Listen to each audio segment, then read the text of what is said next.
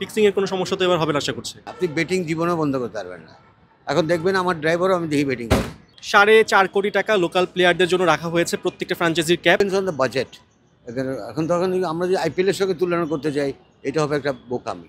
Fixing এর দায়ে যারা ছিলেন সেই 9 জন ক্রিকেটারকে ছাড়াই আমরা আজকে নিলামটা করছি। এবার দেশের যে অবস্থা, দেয়ার ওয়াজ লট অফ শর্ট টাইমস, তার মধ্যে দিয়েও বিসিবি যেটা এগিয়েছে সাহস করে, আমি সাধুবাদ জানাই। শুরু হচ্ছে আর কিছুক্ষণ পরে বিপিএল নিলামে উন্মাদনা। সেখানে খেলোয়াড়দের ভাগ্য নির্ধারণ হবে, কে কোন ফ্র্যাঞ্চাইজিতে জায়গা পাবেন সেগুলো ঠিক করা হবে। আমাদের সাথে রয়েছেন বিপিএল টেকনিক্যাল কমিটির ইনচার্জ রকিবুল হাসান। আমরা কথা বলবো যে কি হতে যাচ্ছে আজকের বিপিএল এবং কীভাবে আসলে প্লেয়ারদের এই ভাগ্য নির্ধারণগুলো হবে।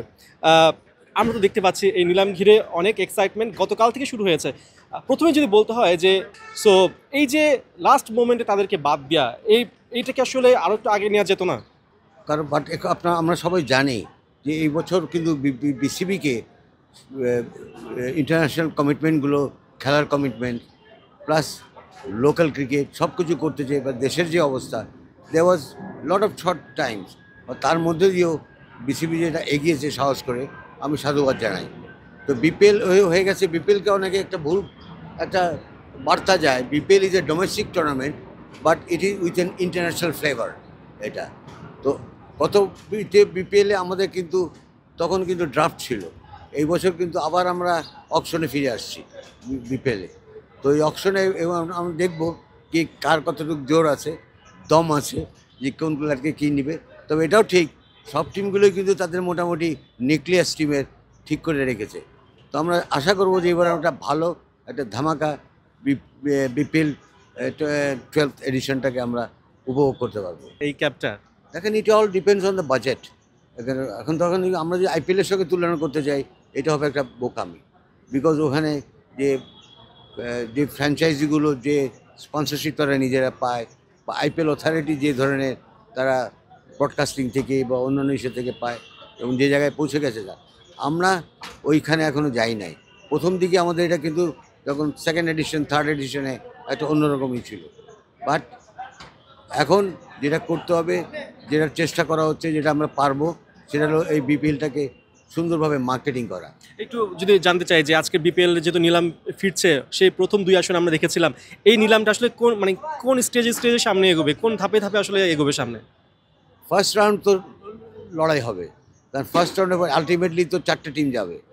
হ্যাঁ, 1 উইল প্লে 2, 3 উইল প্লে 4, আপনারা জানেন এটা। তো এখানে কিন্তু যে কোন 4 জন যাবে, ওই লড়াইটা কিন্তু আজকে যেটা দেখি এই ইসের পরের থেকে, যে ball will be set rolling from now, এখন থেকে।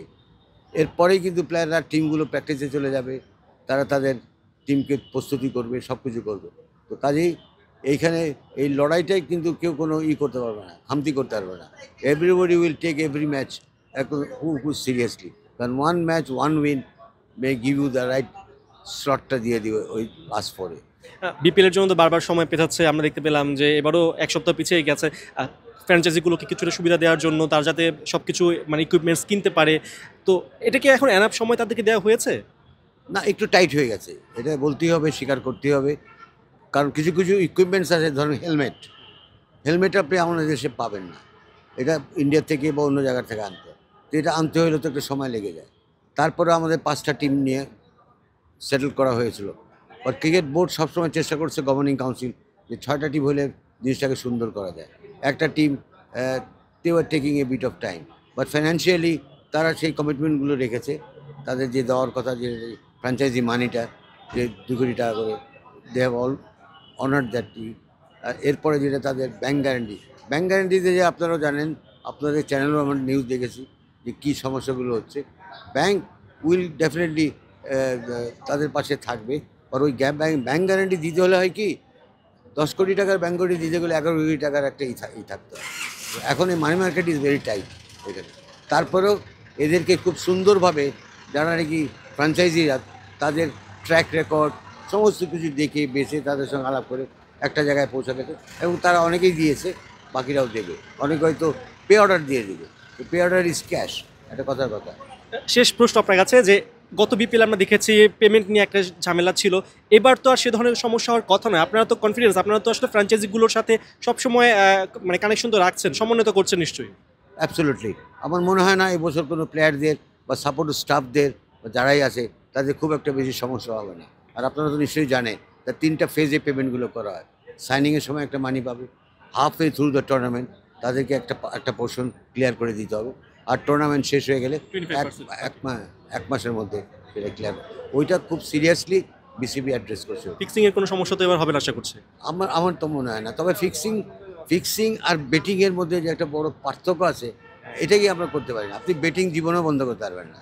এখন দেখবেন আমার ড্রাইভারও আমি দেখি বেটিং করে, ওখানে বসে বসে কার সাথে 100 টাকা 10 টাকা খেলতে, এই বলে আউট হতে পারে হয়ে দেবে। তো বাট ফিক্সিং ইজ ব্যাড। ফিক্সিংটা হচ্ছে কি, you are trying to influence the result of the match. আপনি প্লেয়ারদেরকে ফিক্স করে ম্যাচের ফলাফলকে ইনফ্লুয়েন্স করার চেষ্টা করবেন, দ্যাট ইজ ডেঞ্জারাস। তো ওইটা বন্ধ করা যাচ্ছে, ওটা বন্ধ হয়ে যাবে, আর হবে না। অনেক ধন্যবাদ আপনাকে আমার সাথে থাকার জন্য। দর্শক, আমরা কথা বলছিলাম বিপিএল টেকনিক্যাল কমিটির ইনচার্জ রকিবুল হাসানের সাথে, যিনি একই সাথে বাংলাদেশ জাতীয় দলের সাবেক অধিনায়ক। আমরা আশা করছি এবারে বিপিএল নিলামে একটা জমজমাট বিপিএলের আগাম পূর্বাভাস পাওয়া যাবে এবং দর্শকরা প্রত্যেকটা ফ্র্যাঞ্চাইজি নিয়ে সন্তুষ্ট থাকবেন। পার্থ বণিক, ৭১, ঢাকা।